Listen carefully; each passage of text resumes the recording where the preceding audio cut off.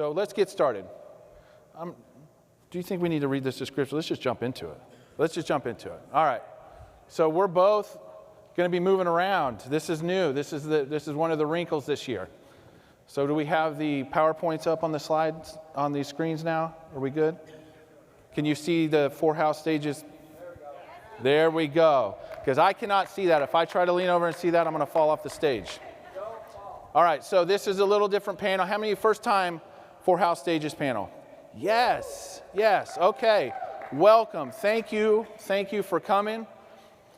Jason and I, we've been doing this together for several years. This is a little bit different panel than most of the breakout panels. Usually you have a moderator, they're doing bios, introducing speakers. We have distinguished guests, VIPs from outside Oxford House, and we have staff, and then we have some members or alumni. It's just me and Jason up here. We're going to bounce back and forth through the 4 house stages and 5 core principles. And you say, Jackson, what are the 4 house stages and what are the 5 core principles? Stick around, we'll tell you. Okay, but I got to set the stage first. So we're going to build a house together. Everybody down for building a house? Wouldn't it be cool to design an Oxford House to just start from the ground level and just build it? It's like we're putting tons of bathrooms and huge closets. Big living room. We want room for a jacuzzi in the backyard. But we're going to build a house. So part 1, we're going to find new land. We have to have land to build on. Part 2, we need to lay a foundation. Without a solid foundation, the structure is not going to be supported. Part 3, we need to build a frame. And part 4, place the walls and the roof. And then finally, what do we do once we have the house? We have to turn it into a home. We have to decorate it and furnish it. So to start, let's find some new land. So let's have some new ideas here. What I want you to do is I want to make a social pact with everybody. And I'm not saying you have to, but I would like you to participate in this with us. Will you agree to be open-minded for the next hour? Will you agree to be honest with yourself internally for the next hour? To maybe let go of a few of your ideas that you have, a few of your beliefs that you have, and maybe open up to some new ideas, some new beliefs. Are you willing to do that? Okay, because I'm going to hold you to that. At some point, you're going to hear some things that you may not necessarily agree with, and I'll hear some hoes and hums from the audience, and I'll remind you of the social pact that we made. So I kind of trapped you a little bit. We'll definitely circle back to that. So Jason and I are going to try to catch you up. All right, so you versus you. Let's think about who you are. Who are you as an individual today? Are you the same person as you were in active addiction? No, you've changed. You've grown. Yes, hopefully. Hopefully. When you were new to recovery, brand new to recovery, are you the same as you were on day 1? You've grown. You've changed, hopefully. When you're brand new to Oxford House, think of your first week in Oxford House, trying to figure everything out. Are you the same person you were then? No. How many of you have over a year in recovery? That's a lot of people in the room. So are you the same today as you were on your day 365? You continue to grow and change. And then how many of you consider yourselves in long-term recovery? And with those hands that are up, how many of you continue to grow even though you are in long-term recovery? Grow and change. That's right. That's the process of recovery. It's a process. It's a journey. There's no destination. We continue to grow and change. And that's what this PowerPoint is about. That's about growing and changing because we want all the houses to be successful. We want every new person to come in to a stable and supportive and successful and sober environment. All right, perception. Look at that and tell me what you see. A man. Okay, now tell me what you see. It's not just a man, is it? Do you see the dog?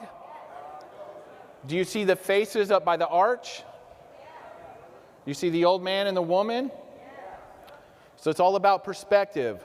So sometimes when you're looking at a situation in a house, because of your limited perspective, you can't see what's really going on. You think you know because you think that your perception is truth. But it's not the only truth. Everybody has a different way of looking at it.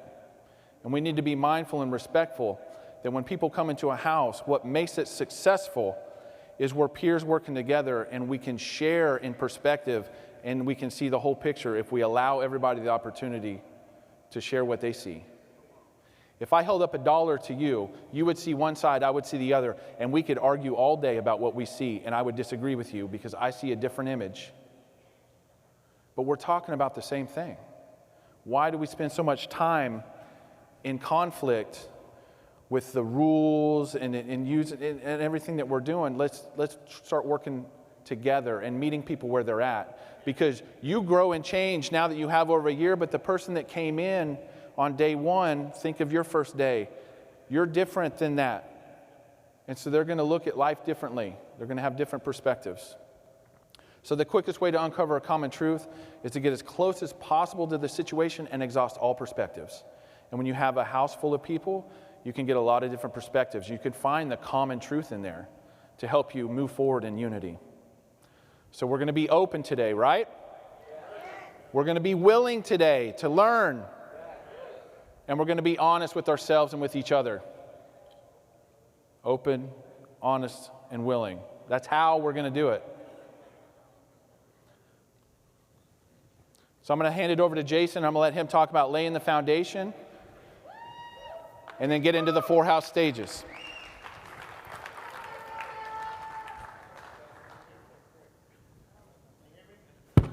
Can you hear me? All right, so my name is Jason Jaro, and I'm a person in long-term recovery. What that means for me is that I haven't found it necessary to use a mind and mood-altering chemical since November 29th of 2011. For that, I'm truly grateful. I also identify as a gay man in recovery because I want to make sure that we are represented, and you know that gay individuals in recovery and recovery is possible for us just like anyone else. So we're going to talk about long-term members.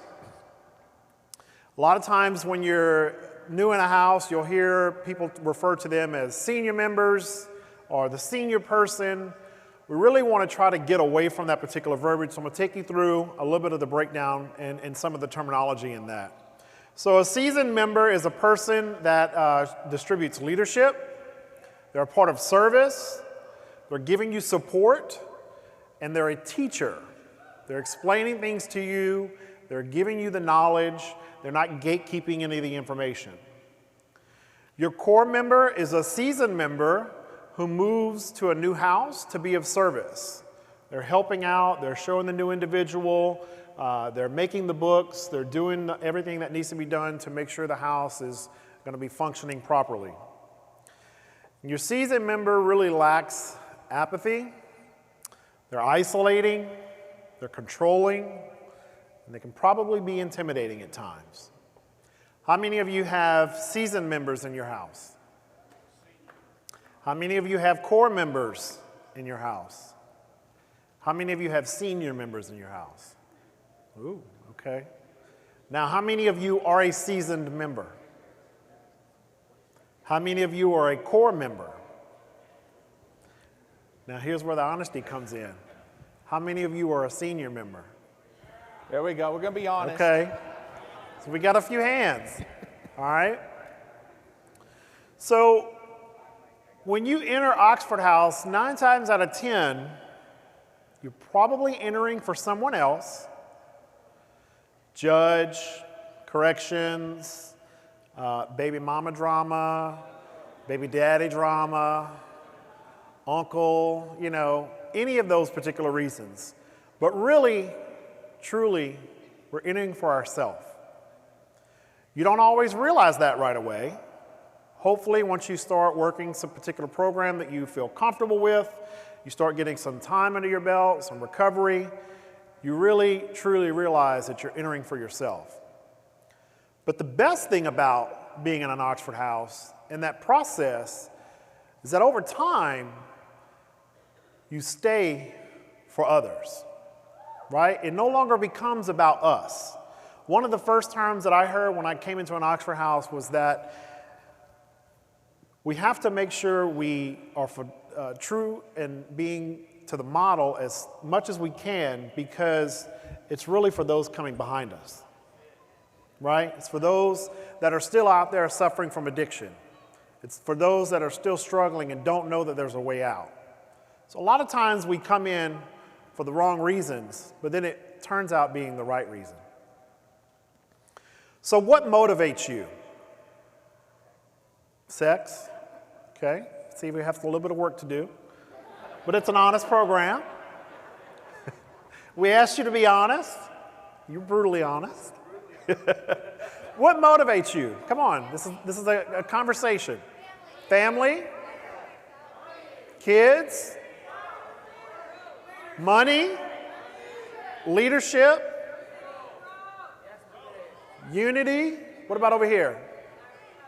Sex? Oh, success. Now I'm beginning to question where my motives are.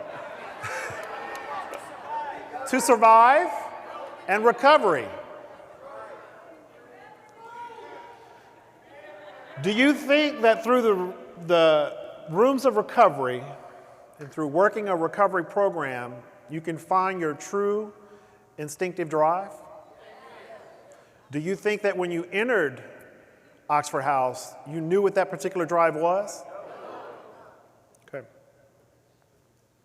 So within Oxford House, there's a chain of support. We don't like to call it a chain of command because really it starts with the houses. Oxford House outreach workers and the chapters and the regional associations all support the houses. So it begins with you. So at the top is the houses. Right underneath that supports directly are the chapters. Then on each side of that particular triangle is your state associations and Oxford House Incorporated.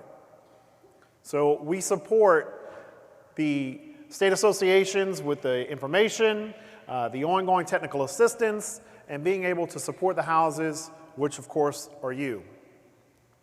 So when you enter, you probably didn't have much of a voice. You might have had a choice, but you decided to enter Oxford House anyway. From the day you enter until the next day you exit, you now have a voice. That is the wonderful process of the democratic process within Oxford House, is you have a choice and a voice to put forth of how your house is run. Within that is equality, education, empowerment, and most of all, encouragement. You should continue to encourage one another to grow or go, as the quote says from years ago. So within the Oxford House model, we have the protection from external and internal forces, right? The democratic process lays that out. We have the charter, the 9 traditions, the particular manuals. We have the State Association Manual, the Chapter Manual, and the House Manual. You have resources within the national website, as well as the resolutions that are passed every year at the Oxford House World Convention. And we'll do that this afternoon, I believe. So we're going to talk about the framework, building the framework for your house. The 4 house stages. Now this is where I want you to really dig deep and to be really brutally honest. Stage 1 is a survival house. Stage 2 is stable. Stage 3 is successful. And stage 4 is significant. Now, without giving you any information, how many of you think you were in a stage 1 survival house? All right. What about stage 2? A few more hands. What about a successful house, stage 3? Okay. I want to come check out those books, see? What about a significant house, stage 4? All right. 1, 2, 3, 4. Okay, about 10 of you. So now what I'm going to do is I'm going to go through each one of these. And I'm going to give you bullet points on what the characteristics are between each house. As we go through this process, I want you to really be honest and see where you really fall on those. And we're going to ask the same questions again once I finish this. And I want you to be honest on where you truly fall. All right?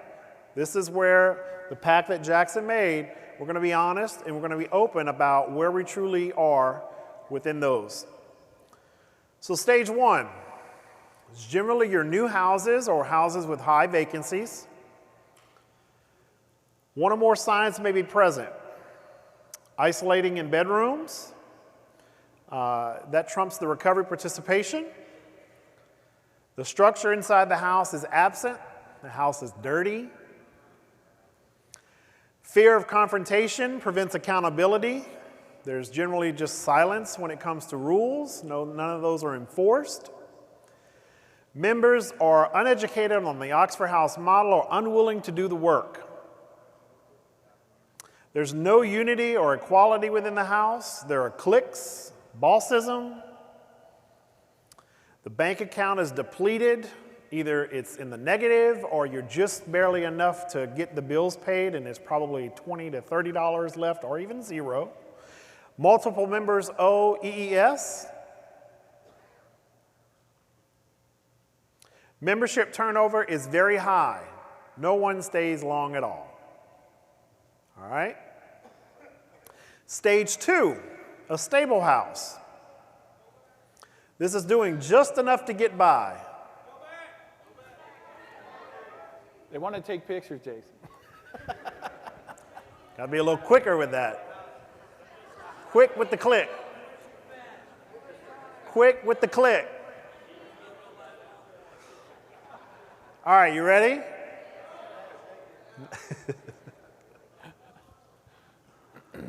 We'll make this available. Yes, it will be available. You can always get it from your outreach worker, and you can always email Jackson or I, and we can send it out.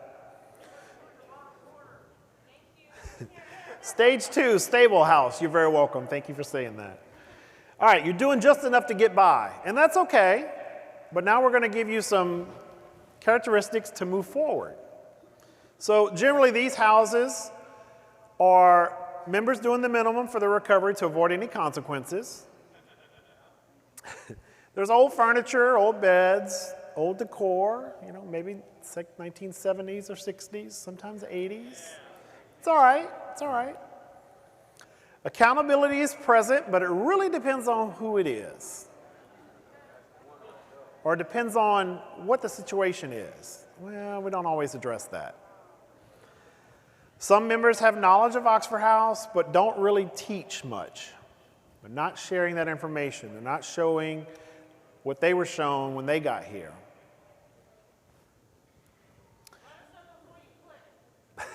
Okay, I will. The line at the bottom of the sentence means that it's the last one. Members are only together once a week for the house meeting. So it's the only time you see individuals. Have you seen John? No, he's at the house meeting, that's it. The bank account is low after paying rent, or the EES is owed, or it's too low. There is a general lack of willingness or initiative to do anything more or anything that would help move the house forward. There's your clue to click. Click for the pick. Ready? All right, stage three, your successful house. Oxford House as it was intended. It's the house following the model. One or more signs may be present, so recovery comes first. No matter what, no complacency. The yard and house are spotless. Deep cleaning is not neglected. It doesn't mean that you have to go in and eat off the floor, but it doesn't mean you go in and see what someone ate off the floor. Right? Everyone in the house feels like an equal. Principled democracy is in place. One of the most important things, I think, within a house meeting is when individuals go around the room at the end of the house meeting. I'm from Louisiana, and we call it where you at, where you go around the room and you talk about how your week was, personally, professionally, where you're at with your program, if you're in a 12-step meeting, last time you worked with your sponsor, what step you're on. And that creates accountability in regards to personal recovery, because if they're saying the same thing each week, They're not growing, right? They're in the same spot. And being able to call someone out with care and concern without the fear of retaliation is important. You call that carefrontation instead of confrontation. Seasoned members work with newer members to train and teach the model. You know, when I first came into Oxford House, I was given a packet. I sat down. I was told what I needed to fill out, what was going to need to be returned at the house meeting. I was shown in the kitchen where my particular spot was in the cabinet. I was shown the laundry room. I was shown what the house bought at that particular time. It was a newer house, so they had a little bit extra money. They bought bread, milk, and eggs. I was told that that could be, if I needed anything, that was there for me. If not, you know, I was happy to contribute. And I was showed how to do the chores and the process to do those. Not everybody knows how to clean a toilet. As crazy as that sounds, not everybody knows how to clean a toilet because they may not have had a toilet. So being able to take those simple steps and what we might think is common knowledge to explain to someone that's coming in just may save that person's life and create less animosity within a house when a situation goes wrong. Members spend time together. There's family dinners and unity events. One night a week we would get together and either eat at the house or we would go out to eat. We went to meetings together. We did things together. I remember my first time within the chapter meeting, I probably was in the house 30 days, and we were told that there was a suspect of members in the house using, I was a resident at that time, and so I didn't know what we were doing. Like, you want to go to this house and drug test this house?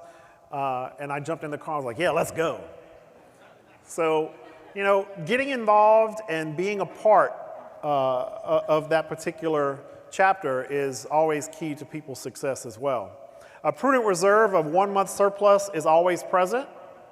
Doesn't have to necessarily be a month, it could be more, but having a prudent reserve is always good. And the house participates in events and gives back to the community. This is your hint to take your pick. Quick, click, pick. Quick click for the pick. Ready? Y'all are slow on the tape. All right. Now this is your significant house, your stage 4. Going above and beyond from stage 3. Members are leaders in the greater recovery community. They're present, they're active.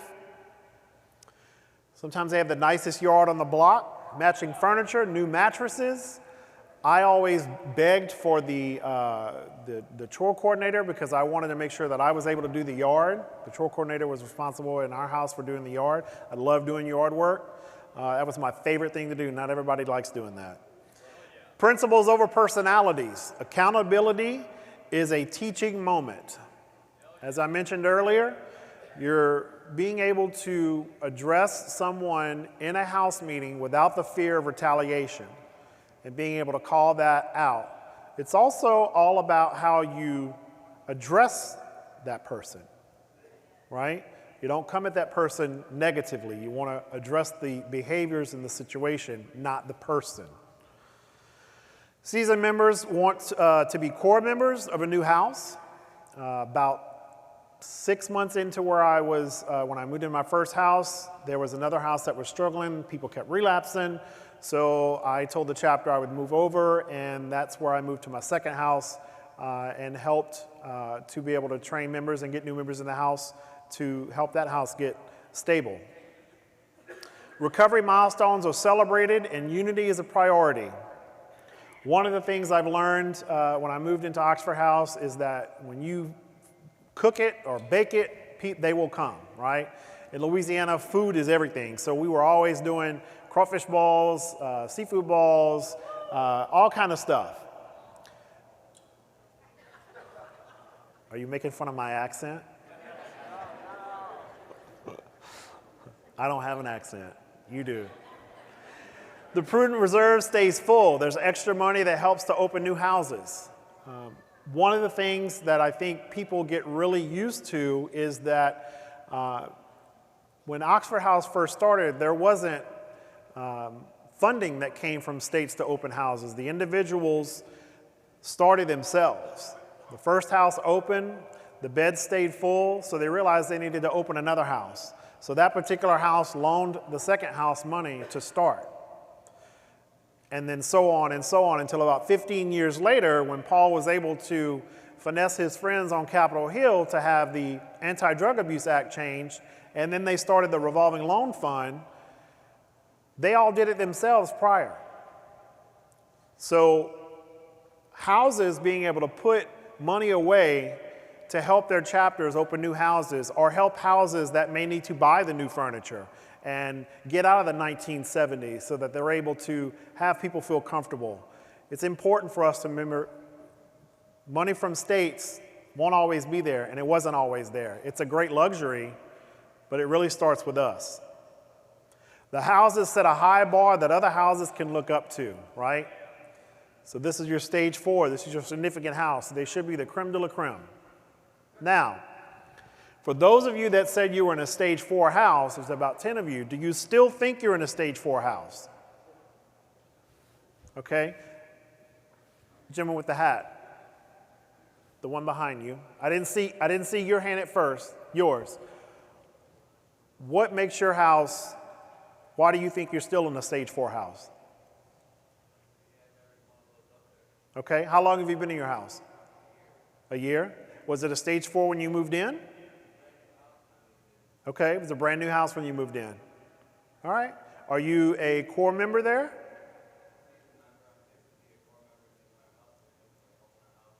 There we go. That's wonderful. Thank you for your service. For those of you that were in stage 3, do you still think you're in a stage 3, or did you drop, or did you go up? You're still a stage 3? Okay. He thought he was a stage 1, but he's actually a stage 3. I see that you're going up. How long have you been in your house? Yes, you. Okay, and did you go up? All right, wonderful. Is the next part you? Yeah. All right, so I'm going to hand it back over to Jackson, and we're going to talk about the install of the walls and the roof of the house. Let's give it up for Jason. Let's give it up for Jason. All right, so there's good news. How many were stage 2 or stage 1? You got work to do, right? You got work to do in your house. It starts with you, but it does take everybody. But let me guess, not everybody's here. You got to take this information back. You got to share it with them. This is on YouTube. You can make there's some houses make newcomers watch this on YouTube. They'll show it at trainings. They'll show this at trainings. So I encourage you to get on YouTube. Oxford House has its own YouTube channel. This one from a couple years ago. I can't remember what year it is, but it's the same information. It's available on YouTube. We'll have the slides available. Okay, so Jason asked some questions. I'm going to follow up. How many of you do not have a senior member in your house? Remember the senior member, the apathy one, how many do not have a senior member in your house? If you raise your hand, you're the senior member, because every house has a senior member. No, I'm just kidding. To everybody else in your house, you may be the senior member. I'm just kidding. Chances are, if you're sitting in this room, you're pretty important to your house and your chapter, because they paid your way to come here, right? So hopefully you are a seasoned member or a core member, or seasoned member ready to be a core member like the gentleman. So if you're a stage 1 or a stage 2 house, and you want to be stage 3 or 4, you can do that. And it doesn't take very long. I've seen houses go from stage 1 to stage 4 in just a few months. But it takes the collective group of the house to work together to do it. You can't just have one person on fire run around try to do it. Right. Have you ever been in a house, or are you currently in a house, where you're so involved, you want to be a part of, you're following the model, you understand, you're going to chapter, you're serving everything, but you can't get a majority vote because They're stage 1. You got stage 1 members and you're a stage 4 member. Does that make sense? So you're in the minority. So it's like the democracy sometimes works against you because you don't have the majority of the people on fire like you are to try to make some of these changes, because guess what? To do some of these things, it takes work. People have to invest time and energy to do that. And not everybody that comes through Oxford House is going to invest that time and energy. They're not going to. We can't expect everybody to come through Oxford House to invest that time and energy. But if you go back to what I talked about earlier and you meet them where they're at, maybe, just maybe, you can get them to do a little bit more than they're currently doing. I get asked all the time, how do we deal with apathy? How do you deal with somebody in a house who doesn't want to participate? They pay their ES, they stay sober, they follow all the rules, so we can't expel them, but they're not participating, they're not a part of the home. What do we do with that? How do we do with that? Have you ever asked that question? I have the answer. Are you ready? You invest your time in them.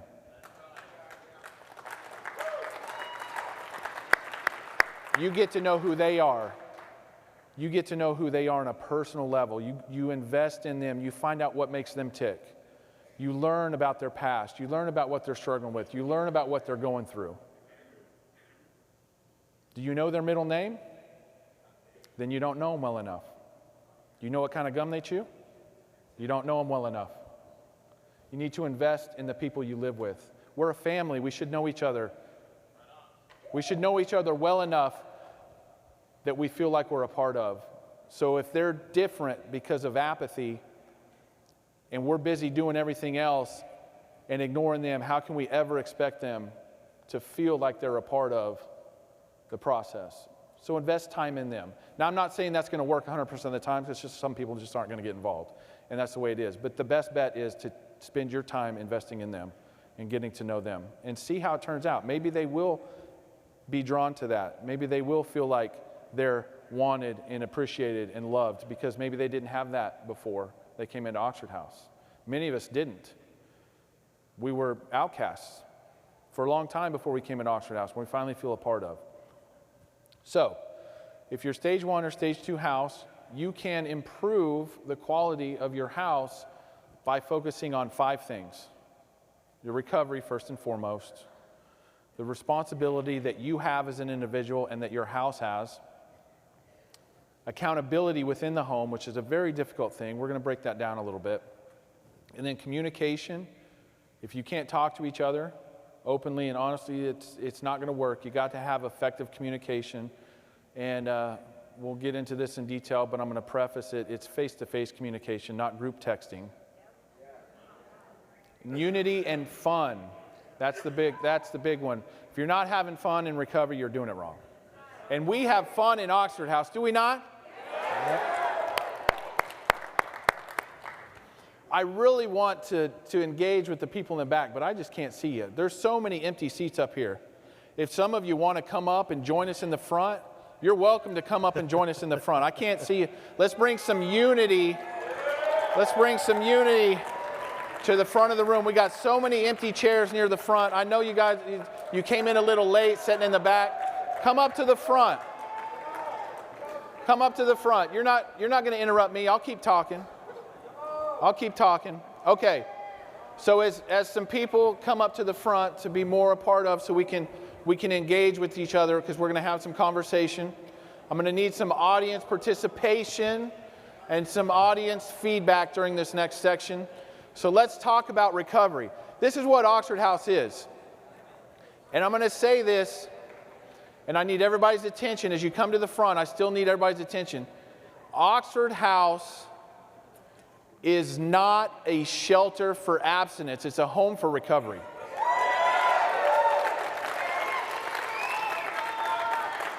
Oxford House is a home for recovery, not a shelter for abstinence. We want people to live in our home that are serious about their recovery. And if they're not serious about their recovery, we want to love them to the point that they can get serious about their recovery. We want to give them every opportunity to get serious about their recovery. But at some point, The house has to come first, and if they're not willing to get serious about the recovery, they can become disruptive.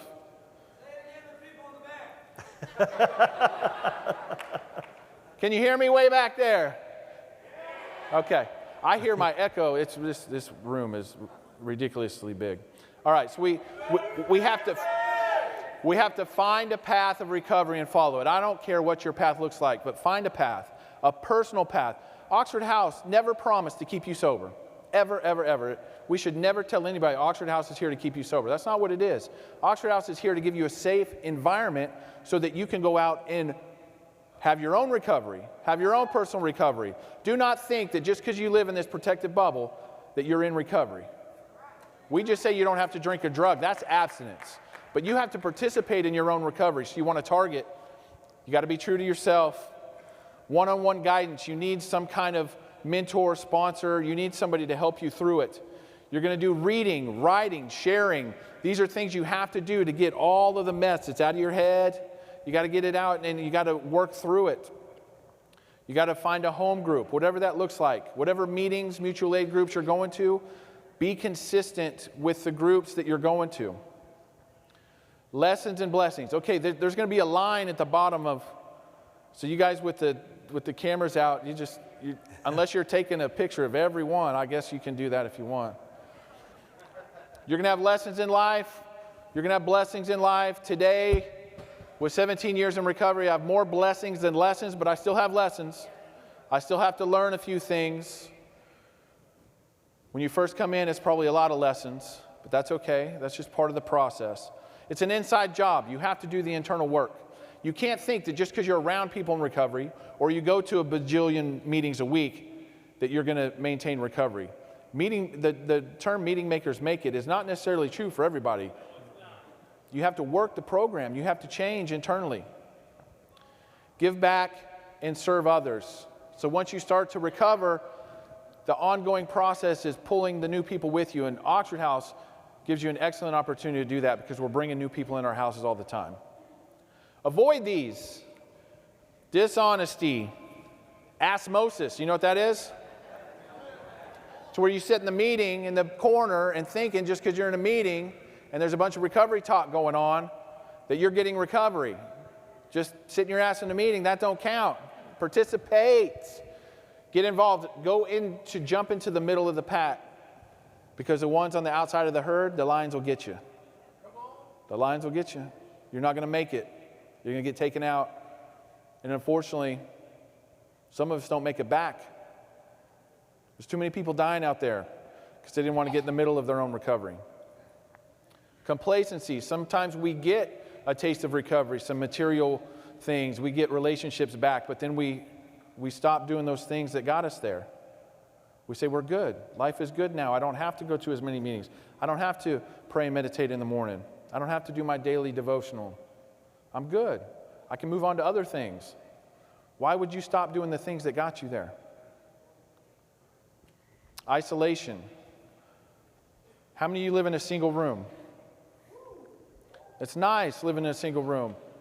It's nice. It can be nice. We do not want to put brand new people in a single room. Let me just throw that out there. Don't put brand new people in a single room. And don't isolate in your bedroom. You probably got a comfortable bed. You got a cable box. You got Netflix. You got stuff recorded. You could spend all of your time outside of work in your room. Just don't do that. Try to get people in the common area. Get in the kitchen, cook together. Get in the common area. Go to meetings together. Spend time with each other. Become a family. It's not a boarding house. We're not isolated and have our own little, you shouldn't have like your own kitchen set up in your living. You got to come down to the common areas and spend some time. That's what senior members do. Be careful of resentment. It'll take you out. And don't measure your success based on your material possessions. Happiness from external forces is temporary. And be careful that you're not too hard on yourself and you're not too hard on others that are coming up after you. Don't have judgment. Try to not have judgment or recognize it when it pops up. Usually we're the worst with ourselves. We judge ourselves so against what we think we should be. You give yourself a break. Look in the mirror and just tell yourself, I love you. When was the last time you did that? You looked in the mirror, looked in your own eyes and say, I love you. Okay, there you go. There you go. How many of you, when you were out there tweaking, tried to surprise yourself in the mirror? Tried to catch yourself not looking? So I'm going to get him. I'm going to get him this time. Oh, I didn't get him. All right, responsibility. Freedom isn't free. How many of you like living in Oxford House because of the freedom and the autonomy that it gives you? There is a price to pay, and it's called responsibility. Nobody's going to do it for you. We'll do it with you. We'll help train you, but you got to do it. You have to do it in your home. It's up to you. Unless you want a house manager, we can get you into another sober living if you don't want to do it. You want a house manager, house mother? Then who's going to do it? We have to do it. So as individuals, you need to grow in recovery. You need to pay your EES on time and in full. Zero balance should be the standard. There shouldn't be anything accepted beyond that. Participate. Get involved. In your house especially. Well, I mean, we want people involved in chapter, but if nothing else, get involved in your house. Participate. Complete your chores. Keep the house clean. How many are grateful you live in an Oxford house?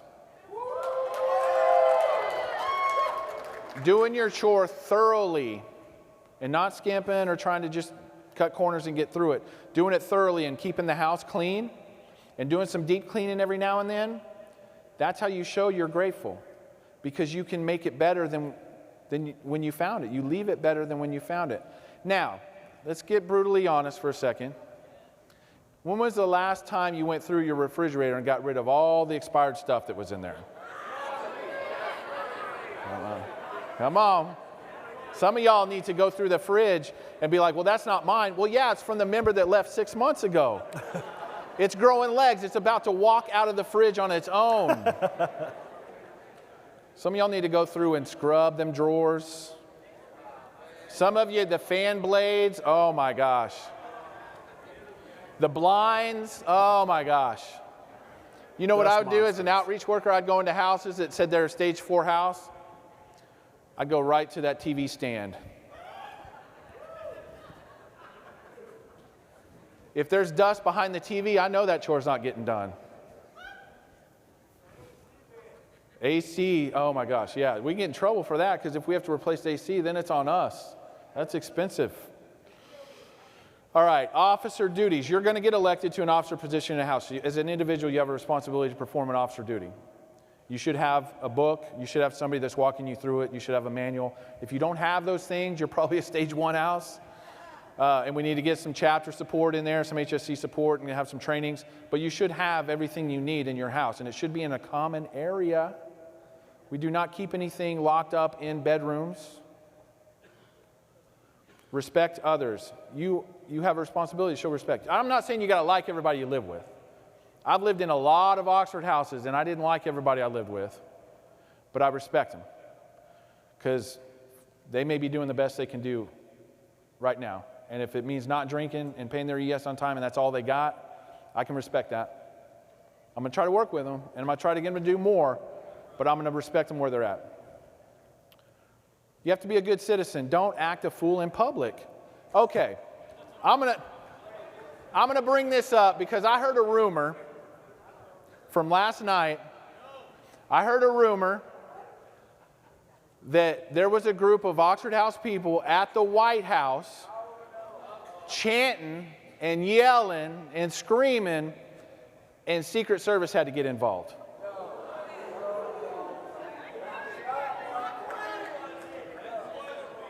That's what I heard.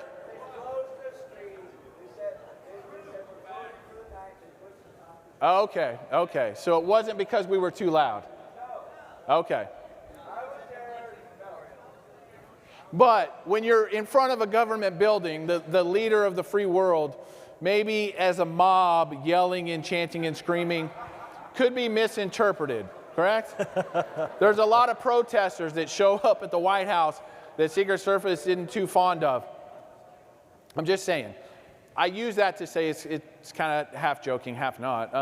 I use that to say that we need to be good citizens. Don't go into public and misrepresent what recovery looks like or what Oxford House looks like. You carry it with you everywhere you go.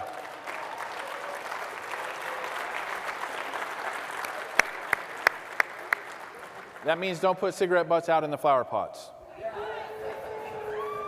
Hey, we're being honest, right? How many of you have put a cigarette butt probably in a place that didn't need to go during this weekend? Everybody's got those disposable vapes now, right?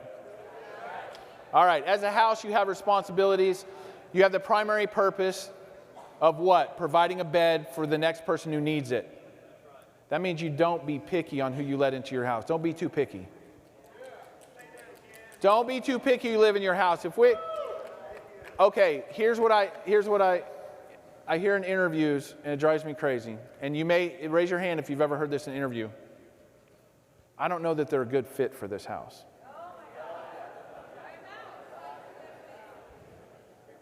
Who the hell's a good fit for Oxford? Give me the worst of the worst.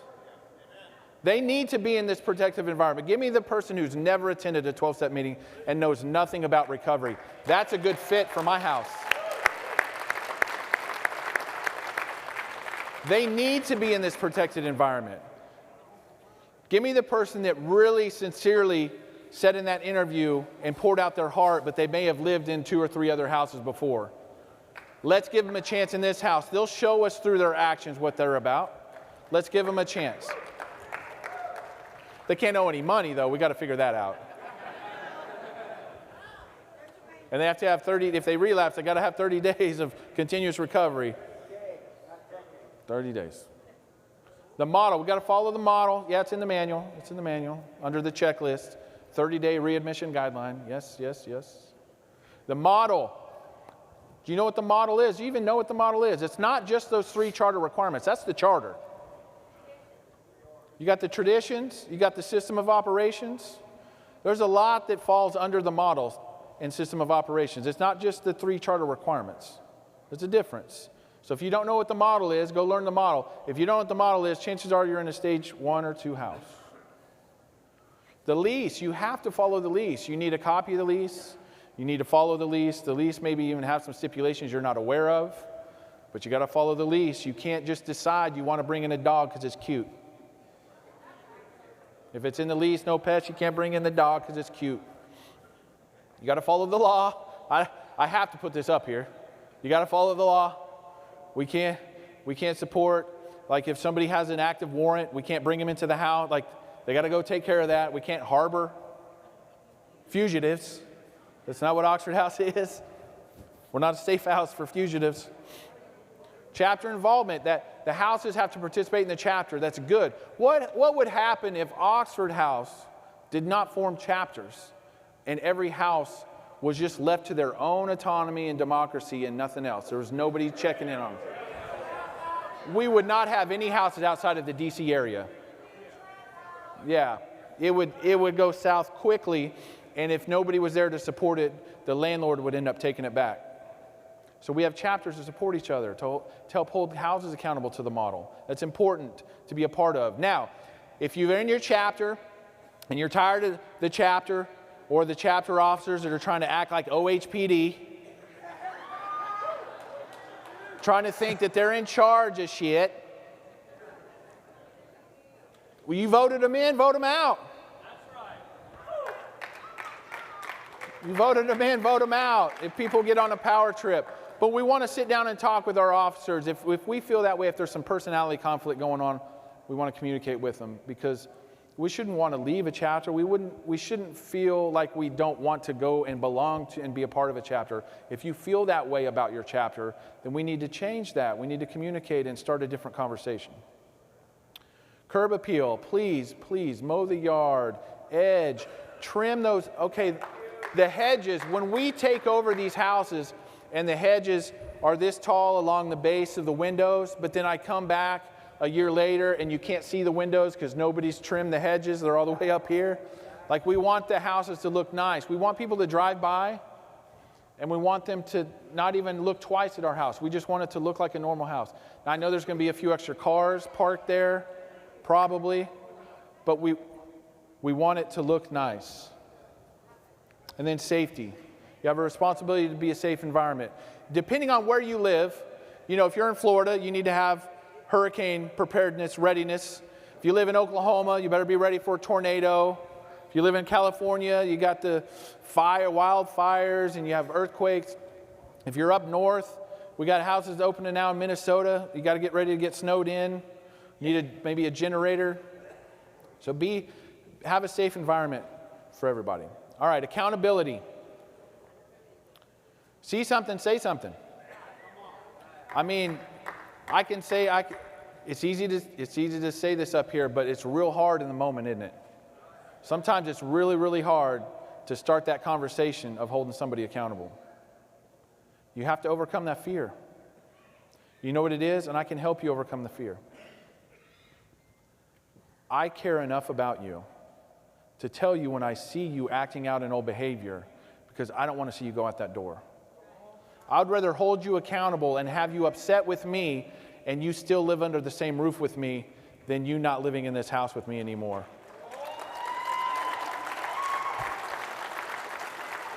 Because outside of the major things, which are relapse, violence, significant law violations, outside of those that are kind of like, you just got to go, it's kind of an instant thing. The other things are behavior. We can work with you. Like there's room to grow and change, and we want to work with you. But not if nobody says anything and doesn't address it. It's hard to see the whole picture when you're inside the frame. I don't know when I'm starting to act out in old behavior. Well, now I do. I will, if I'm in traffic or in Walmart, I know where I'm at spiritually. I know where I'm at spiritually. Because that lady that's in the 20 or less, and she's got 25 items because I counted them, I need to probably go back and do some praying and meditating and get right, get spiritual, maybe hit a meeting, call my sponsor. And if I'm in traffic and I get stuck in traffic, or if somebody cuts me off in traffic and it upsets me, I know that I'm not spiritually fit in that moment, but I remind myself one thing. When I'm in traffic and I'm frustrated, to everybody else, I'm traffic. It's about perspective. The earlier the better. Don't let it sit. It will not fix itself. It will not. It'll get worse. Deal with it as soon as possible.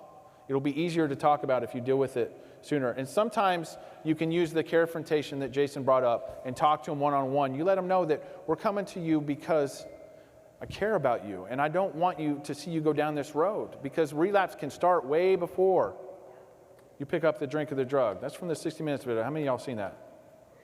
That line is directly from that 60 Minutes video. It can start way before you pick up the drink or the drug. So the accountability is important. Tools for growth. How many of you have guidelines in your house, a written set of house guidelines? Those are not weapons for punishment. They're tools for growth. Don't hold the rules, the guidelines over the head of each other to where people don't want to come home after work. They'd rather work overtime. Have any of you felt like that? If there's tension in the house, you're walking on eggshells because there's so much tension about everybody's got to be in everybody's business, and they're trying to hold them accountable to every single rule. And then somebody gets fined because they leave a personal item overnight in a common area. And so that person that got fined, they find out who put it on the dry erase board. Maybe they even put a comment on the dry erase board, and then you go back and forth on the dry erase board. There's an argument on the dry erase board. Or you get in the group chat and start calling each other out in the group chat. They're taking pictures. Somebody left this fountain drink cup on the counter overnight, and they take a picture of it and send it. And then you find out who it is, and then that person's following the other person around, waiting for them to screw up. I'm gonna get them. You don't find me. You ain't perfect. I'm gonna find out what you're doing. We're gonna get you too. Don't do that. Don't hold the rules over the head.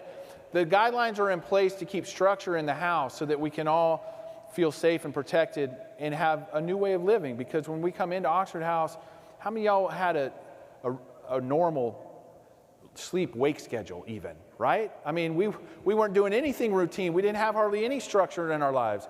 But we need that in Oxford House. That's why we have those guidelines and the curfews but it's there for tools of growth. That's what it's about. Realistic expectations. Like I said, perspective. Meet the newcomers where they're at. Don't expect them to be perfect in everything that they do. They're going to forget to take their clothes out of the dryer. It's going to happen.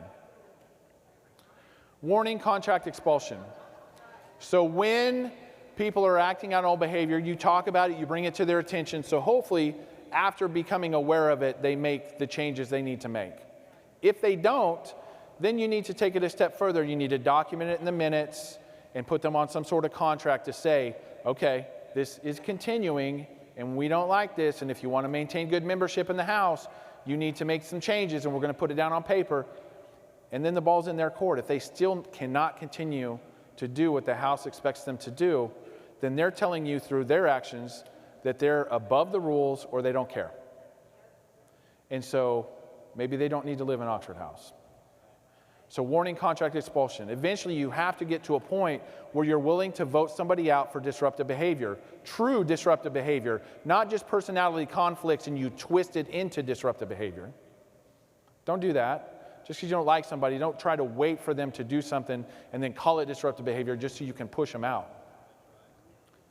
And get everybody involved. Get the new people involved. The newest person's probably got the clearest perspective because they don't have personalities tied into it. They're not subjective.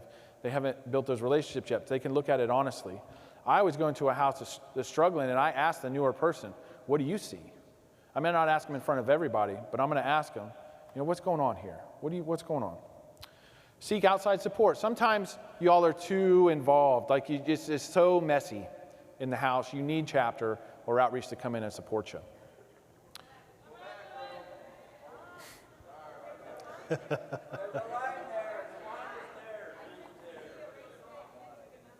Oh my gosh. Y'all are bossy. I thought we had no bosses in Oxford House. Y'all are bossy. Nobody said, please. Nobody.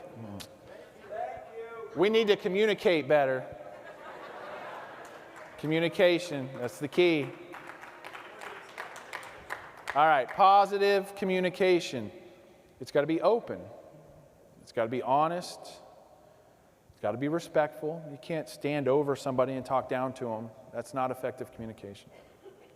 Active listening, that's part of communication.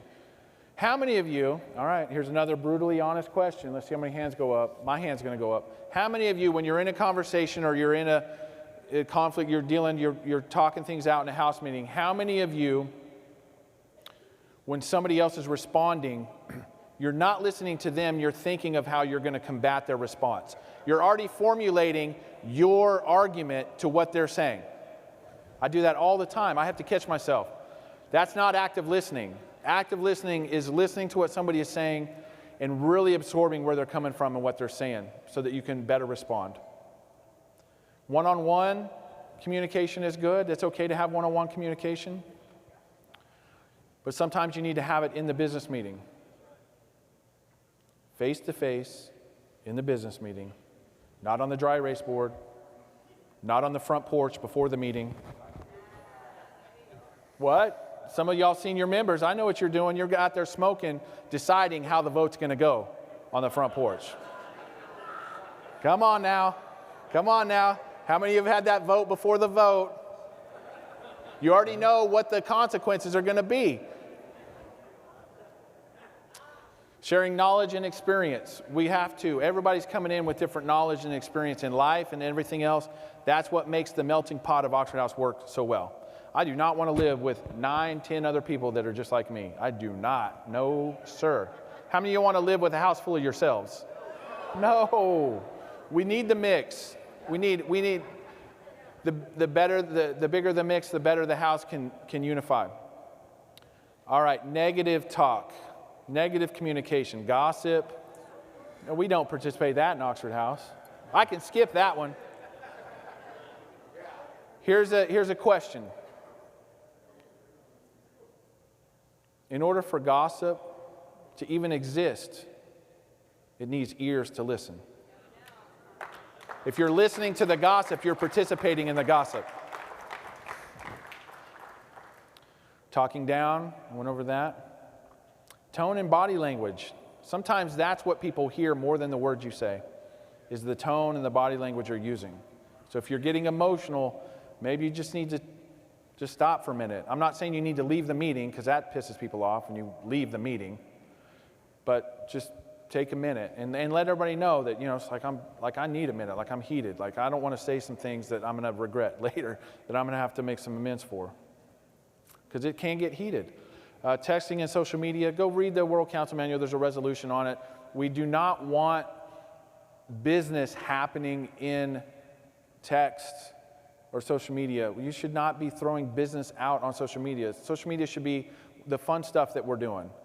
We got to get on, you can get on Zoom meetings live, face-to-face with different regions and areas. They do that. But don't do it on social media, or don't do it in text, because that's not real-time communication. Not everybody gets to communicate at the same time.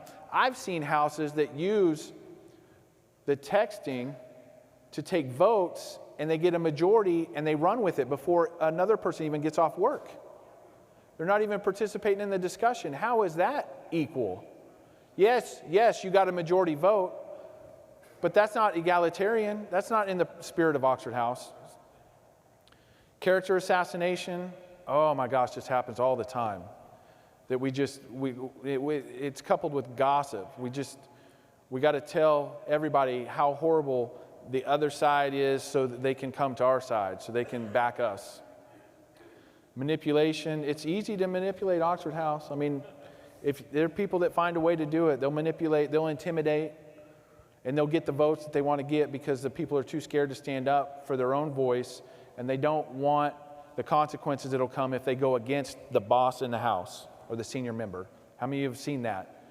That they get the votes because they're so intimidating. Disrupting the chain of support. Okay, if you have a problem in your house, you run straight to the chapter chair before bringing it up in your house meeting, that's inappropriate and that's gossip. That's character assassination. You need to bring it to your house first. And don't call the outreach to bring them to your house meeting to support you in it, and then when the outreach worker gives you an opportunity, a safe place to bring up what you want to bring up, and then you don't say anything and expect the outreach worker to solve the problem. That's not who we are. We don't wear a cape. It's your house. It's your problem. We'll support you, but we're not going to solve it for you. All right, and then finally, we got to have fun. We're not a glum lot in Oxford House. We're a family, and it starts with food. Am I right, Louisiana? Where's Louisiana? Louisiana, if you have not been to a convention, state convention in Louisiana, or an event, hands down, Louisiana does the food up big time. Because we boil it. Huh? We boil it. Boil it. Everything boiled. Celebrating milestones with each other. Have a calendar. Know when recovery birthdays are. And go celebrate. It may not even be your program, but go to their meeting and celebrate with them. House unity events, inside and outside the house, get in the common area, have some fun, game nights, cook for your sponsor nights, just get creative with it. Go do stuff outside of the house, have a bowling night once in a while, go out and eat. Chapter unity events and fundraisers, there's all kinds of ways to have fun, to build unity. There's 1,000 ideas in this room right now on how we can get out and have fun as a chapter. So talk to people while you're here. Find out what they're doing to raise money and have fun at the same time. And then there's other organizations that we're partnered with. We have the Phoenix in the house. They do all kinds of fun stuff around the country. Get involved with the Phoenix. There's other recovery community organizations, RCOs. We can get involved with them and volunteer and show that Oxford House is a part of the greater recovery community. Sports, outdoors, there's softball leagues, there's volleyball tournaments, there's all kinds of fun stuff. Cornhole tournaments happening all over the country. Pickleball, fishing, and just get into normie stuff. Go take an art class, take some dance lessons, do something fun. Don't be afraid to embarrass yourself. Just go out and have some fun. It's about living life, enjoying life, and we can do it together as an Oxford House. All right, so we're going to make the house our home now. We're going to close it up. We're going to make the house our home.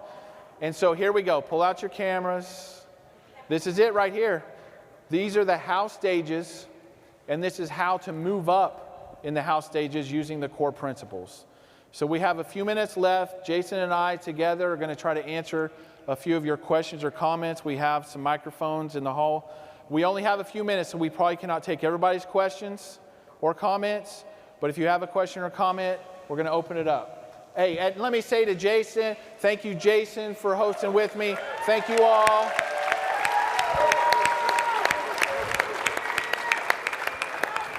All the love. Thank you for participating. This was the biggest attendance ever at a House Stages session, so thank you very much.